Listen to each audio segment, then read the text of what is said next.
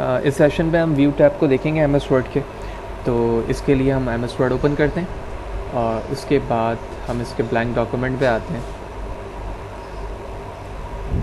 तो यहाँ से मैंने ब्लैंक डॉक्यूमेंट चूज़ करना है। मैंने ब्लैंक डॉक्यूमेंट यहाँ से ले लिया।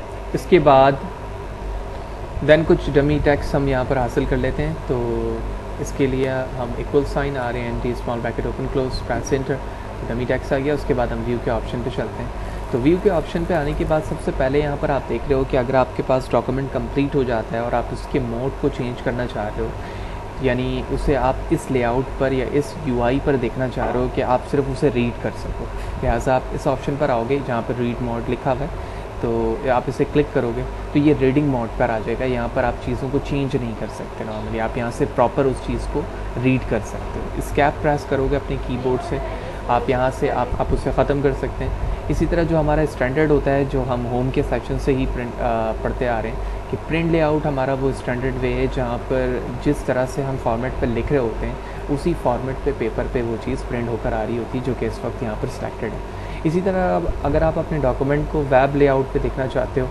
तो आप वेब लेआउट पे क्लिक करोगे तो वो तमाम डॉक्यूमेंट्स आपका वेब पर शो हो जाएगा। तो उन चीज़ों को आप वेब पे देख सकते हैं, लिहाजा मैं वेब पर क्लिक करता हूँ। तो आप देख रहे हो कि इस UI यानी जो आपके पेज का डिज़ाइन था वो किसी वेब पर जाने के बाद जिस तरह से दिखेगा वो अब उस पैटर्न पे आपका टेक्स्ट यहाँ पर दिख रहा है। आप इसे ख़त्म करना चाहते हैं, दोबारा प्रिंट लेआउट पर क्लिक करोगे तो ये प्रिंट स्टैंडर्ड पे वापस आ जाएगा। इसी तरह आप अपने कंटेंट को आउटलाइन यानी कि बुलेट्स के फॉर्मेट पे आउटलाइन पे देखना चाहते हो तो जहाँ जहाँ से आपने इंटर प्रेस किया हुआ है, पैराग्राफ चेंज किया हुआ है, वहाँ पर वो चीज़ें बुलेट के साथ शो हो रही हैं। इस पेज को ख़त्म करना है, आप यहाँ से क्लोज आउटलाइन पर क्लिक करेंगे, वो चीज़ें ख़त्म हो जाएंगी। दोबारा आप व्यू के ऑप्शन पर क्लिक करोगे और अपने डॉक्यूमेंट को आप ड्राफ्ट में भी यहाँ से ले सकते हो। ड्राफ्ट से क्या होगा कि जब आप इस व्यू टैब पर दोबारा आते हो और आप प्रिंट लेआउट पर आने के बाद इस पर होवर करोगे तो यहाँ पर वो चीज़ें लिखी हुई आ रही हैं। तो मैं इस पर क्लिक करने के बाद होवर करता हूँ तो आप होवर पे देखेंगे switch your view to see just the text in your document. इसके ज़रिए से आप सिर्फ अपने डॉक्यूमेंट में टेक्स्ट को देख सकते हैं, ऑल्दो आप फर्दर चीज़ों को यहाँ पर नहीं देख पाएंगे जो कि हम प्रीवियस सेशन पे डिस्कस कर चुके हैं, जैसे कमेंट्स हैं और इससे रिलेटेड चीज़ें। जब आप इस पर क्लिक करेंगे तो आप सिर्फ अपने डॉक्यूमेंट्स के टेक्स्ट को देख सकते हैं। दोबारा प्रिंट पेज लेआउट पे क्लिक करता हूँ तो मैं दोबारा से स्टैंडर्ड वे पे वापस आ जाता हूँ। इसी तरह यहाँ पर आप शो पे देख रहे हो रूलर मौजूद है। जब आप इसे क्लिक करते हो तो ये चेक लग जाता है इस पर और रूलर यहाँ पर आ जाता है। तो रूलर का ये साइन शो कर रहा है कि आप इस एक्सेस पे यहाँ से स्टार्ट हो रहे हो और ये जो फिल एरिया है ये इस बात को शो कर रहा है कि ये डिफ़ॉल्ट चेंजेस हैं जिसकी वजह से आप इसके ऊपर नहीं लिख सकते। आप इसे यहाँ से भी चेंज कर सकते हो। ऑल द पेज सेटिंग के हवाले से हम तफसीलन प्रीवियस सेशन में पढ़ चुके हैं। अगर आपको पेज सेटिंग के हवाले से नहीं पता तो आप प्रीवियस वीडियो को देखें जहाँ पर हमने पेज सेटिंग्स के हवाले से बात की थी कि हम उसे किस तरह से चेंज करते हैं और किस तरह से हम नैरो मार्जिन और इससे रिलेटेड चीज़ें इसमें अप्लाई कर सकते हैं। देन इसी तरह ग्रिड लाइन का सेकंड ऑप्शन यहाँ पर मौजूद है। आप जब इस पर होवर करोगे और इस पर क्लिक करोगे तो आपका जो पूरा टेक्स्ट एरिया है जहाँ पर चीज़ें विजिबल होंगी वो ग्रिड के अंदर आ जाती हैं। ग्रिड से मुराद आसान एक ग्राफ है और उस ग्राफ के ज़रिए से आप जब कोई डायग्राम या कोई इमेज लेकर आते हो तो वहाँ पर उसकी एडजस्टमेंट प्रॉपर वे से कर पाते हो कि कौन सी इमेज कहाँ रहेगी और कौन सी इमेज कहाँ नहीं रहेगी। फॉर एग्जांपल इस चीज़ के लिए मैं इंसर्ट पर वापस आता हूँ और शेप में से कुछ शेप्स लेता हूँ। तो एक शेप मेरा ये है और इसी तरह second shape for example this rectangle, इसे भी ड्रॉ कर लेता हूँ और जूम करता हूँ। तो जूम करने से मुझे क्या फ़ायदा होगा कि जिस जगह मुझे ये डायग्राम को मूव करनी है मैं पिक्सल बाय पिक्सल्स देख रहे हो आपकी मूवमेंट कितने आसानी के साथ हो रही है। अब मैं यहाँ से इसे एडजस्ट कर सकता हूँ। फॉर एग्जांपल मुझे यहाँ एडजस्ट करना है या ऊपर वाले बॉक्सेस के रिस्पेक्ट से एडजस्टमेंट करनी है तो आप देख रहे हो कि बॉक्सेस के कॉर्नर से ये बिल्कुल आसान इसकी जो है अलाइनमेंट आ रही है। आप यहाँ से उसे कम भी कर सकते हो। देखो तो मैं 2x2 बॉक्सेस के अंदर भी इसे एडजस्ट कर सकता हूँ जो कि यहाँ पर मौजूद है। तो ये इसका प्रॉपर वे होता है। जब आप कंट्रोल P प्रेस करोगे तो आप देखोगे कि प्रीव्यू में ग्रिड नहीं आएगा। तो ग्रिड सिर्फ और सिर्फ अंडरस्टैंडिंग के लिए होता है जब आप किसी चीज़ को यहाँ पर एडजस्ट करना चाह रहे हो। तो दोबारा मैं स्टैंडर्ड 100% पे वापस आ जाता हूँ और उसके बाद आप यहाँ से दोबारा व्यू पर जाएंगे और वहाँ से उस ग्रिड को हटा देंगे तो ग्रिड का ऑप्शन हट जाएगा। देन इसके बाद नेविगेशन पेन का ऑप्शन यहाँ पे मौजूद है, जिसके ज़रिए से आप क्या करते हो, आपके पेज पर जितनी हेडिंग्स हैं वो शो हो जाएंगी, जितने पेजेस हैं वो शो हो जाएंगे। आप देख रहे हो एक पेज है तो यहाँ पर एक पेज हो रहा है, ठीक है। और जो रिज़ल्ट का ऑप्शन है ये टेक्स्ट, कमेंट, पिक्चर्स वगैरह को आपके डॉक्यूमेंट्स में एनीथिंग को शो कर रहा होता है, उसको फाइंड करने में भी आपकी मदद करता है। तो फॉर एग्जांपल मैं अपने तमाम टेक्स्ट को कॉपी करता हूँ, Ctrl+A Ctrl+C for copy, Ctrl+V for paste. तो मल्टीपल टाइम मैं पेस्ट करते जा रहा हूँ, तो लेकिन जैसे ही पेजेस पे चेंजेस आई और मोर देन वन हुआ तो दूसरा पेज भी यहाँ पर शो हो गया। इसी तरह ये मल्टीपल पेजेस को नेविगेशन पेन अपने अंदर शो करता जाएगा इस ऑप्शन के अंदर। देन मैं दोबारा अपने पेज 1 पर आता हूँ, तो जिस पेज पर आ रहा हूँ तो आप देख रहे हो कि यहाँ नेविगेशन से भी वो पेज सेलेक्ट हो रहा है, जो कि मुझे बता रहा है कि आप किस पेज पर मौजूद हैं। तो पेज 1 पर वापस आ जाता हूँ, फर्दर ऑप्शन को हम डिस्कस करते हैं।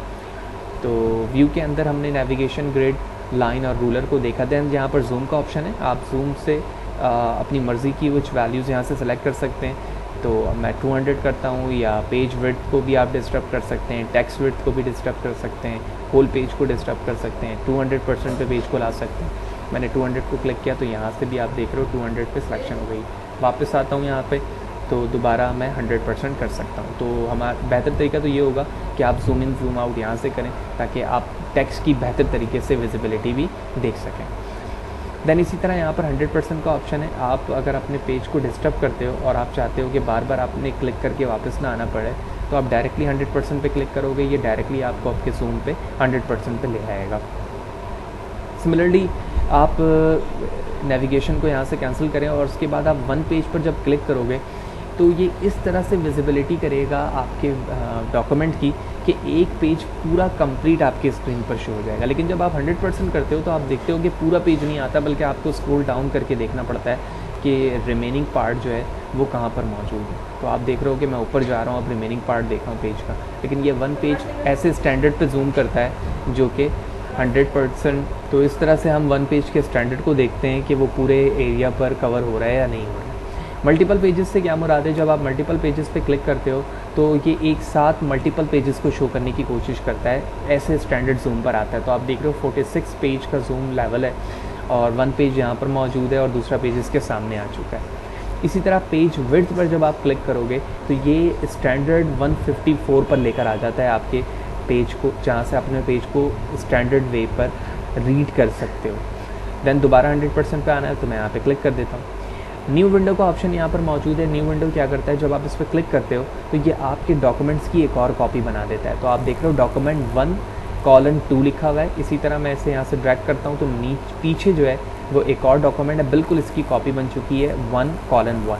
तो इस तरह से आपने एक वर्ड पे रहते हुए आपने दूसरे वर्ड को ओपन किया और उसकी एक और कॉपी बिल्कुल उस जैसी बना ली।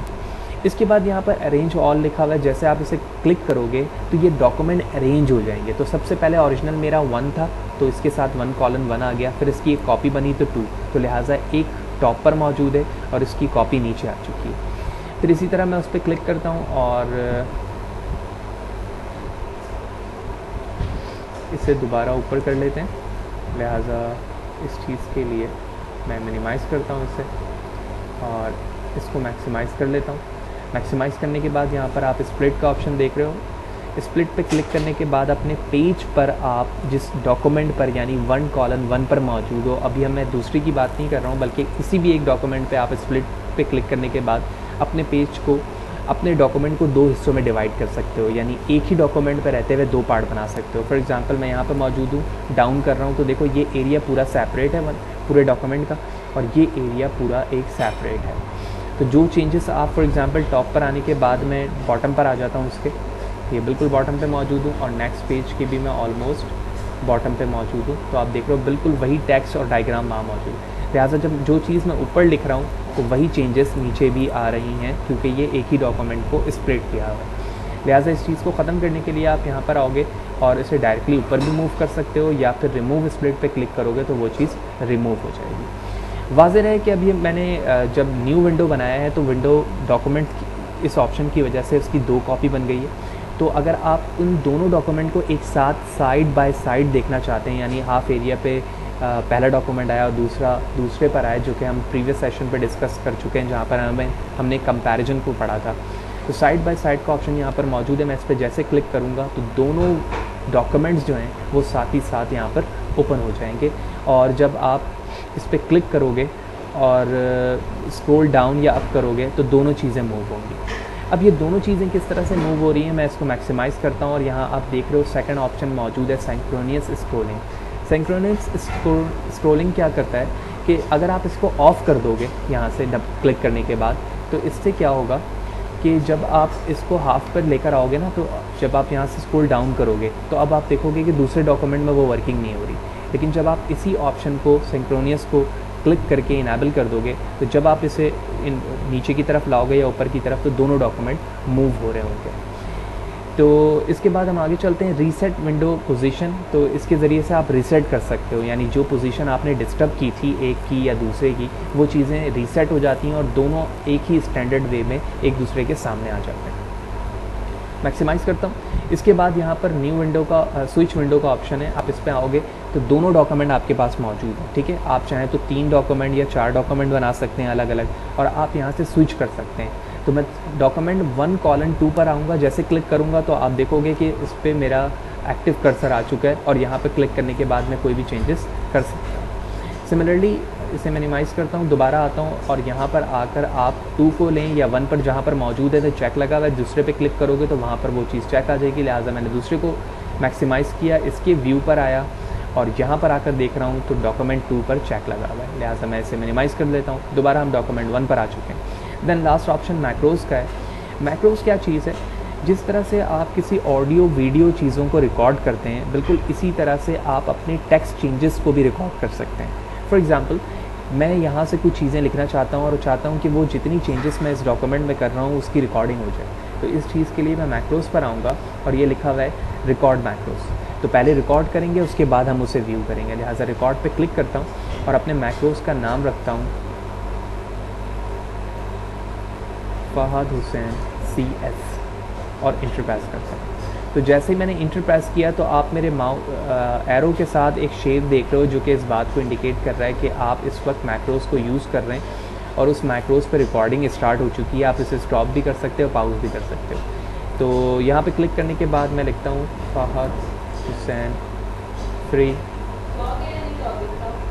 कंप्यूटर एजुकेशन में यहाँ पर लिख चुका हूँ। उसके बाद मैं अपने मैक्रोज़ को यहाँ से स्टॉप करता हूँ। मैक्रोज़ को स्टॉप करने के बाद मैं अपने कर्सर को किसी और पोजीशन पे ले आता हूँ। फॉर एग्जांपल इस पोजीशन पे लाने के बाद इंटर प्रेस करता हूँ।